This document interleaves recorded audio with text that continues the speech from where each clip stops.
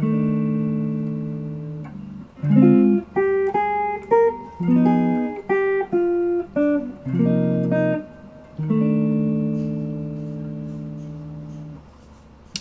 guys, and welcome to this jazz guitar chords lick lesson. In today's lesson I've got a really tasty little short minor 2-5-1 chord lick that I'd like to show you. If you'd like to get the tab and notation for this lesson, I encourage you to look below this video. You'll see a link to an article on my website which actually has 5 jazz guitar chord licks. In today's lesson we're just going to be looking at chord lick number 2. So if you load up the page, scroll down to chord lick number 2, you will find the tab and notation for the lick that we're going to be looking at in this lesson. Okay, so this lick is over a short 2-5 in C minor, and just to clarify what I mean by a short 2-5, I mean that we have the 2 chord, D minor 7, and the 5 chord in 1 bar, and then we have 1 bar of the minor chord. So it's a 2 bar progression really. 1, 2, 3, 4. 1, 2, 3, 4.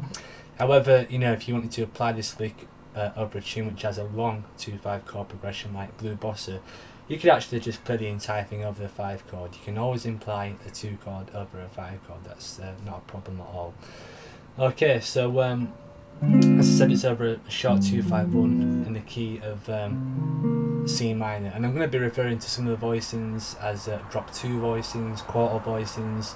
And if you're not sure about any of these voicings, I have other videos on the channel which explain what drop 2 chords are, and also quarter voicings as well. So you really want to understand the voicings themselves rather than just kind of learning them as separate things. If you kind of see the voicings and understand how they're constructed, it'll have much more long-term benefit rather than just kind of knowing one chord haphazardly really.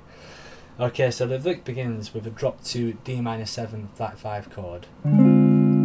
D, A flat, C, F. Okay, so after we strum that, we have a scalic passage which goes G, A flat, B flat. So that's the first part. Chord, scalic passage in eighths. Then we go to a G7 altered chord. That's F, B, E flat, A flat. Okay, so it's kind of like a G7 flat 13 flat 9 if you want to be precise, but I just like to think of it as being an altered chord because it's much easier to say. Okay, so the first part, D minor 7 flat 5 chord, scalic passage into the altered chord, and then we have a descending G7 arpeggio, G, F, D, okay? And then we have a quartal C minor 7 chord. You could call this a C minor 11th chord if you wanted to be exact. We strum twice on that. Sometimes what I'll do is I'll strum once and then just pick the melody note, the E flat, after I've strummed it. That sounds a bit less cumbersome to me rather than going. Okay, I like to do strum, then pick the melody note.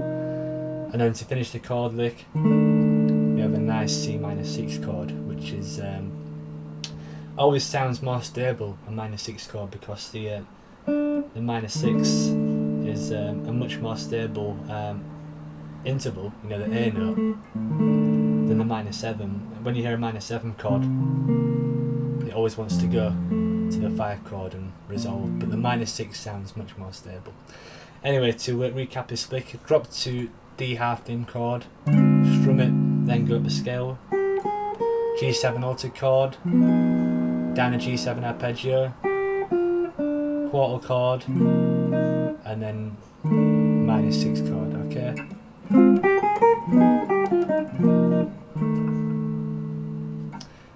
And that's basically the lick, a short minor 2-5-1 lick. I hope you've enjoyed it. I hope you find it useful and you can use it in your jazz guitar playing. If you did enjoy this video, I'd really appreciate it if you could use the like button below and like the video really to help support the channel. It really would mean a lot to me. Additionally, I'd really appreciate it if you could subscribe to the channel, because if you subscribe to the channel, then you'll get free access to all these brand new jazz and blues guitar lessons that I post. If you like the lick that I just taught you, I have a full book called 50 Essential Jazz Guitar Licks, which has loads and loads of jazz licks. We've got some jazz guitar chord licks like we've looked at in here, and we've got some single line licks over major and minor 2/5 chord progressions, and I've also written out about 3 or 4 different etudes, full etudes over common jazz chord progressions, which use all these licks in, you know, real-time kind of situations. So if you'd like to check that out, I've also included a link to that below, and I'd really appreciate it if you could check out my ebook called 50 Essential Jazz Guitar Licks as well. Anyway, that's enough from me. I hope you've enjoyed the lick and you found it useful. What do you think of this lick? Share your thoughts in the comments below, and let me know what you guys think. Thanks a lot for watching the lesson, and I shall see you next time.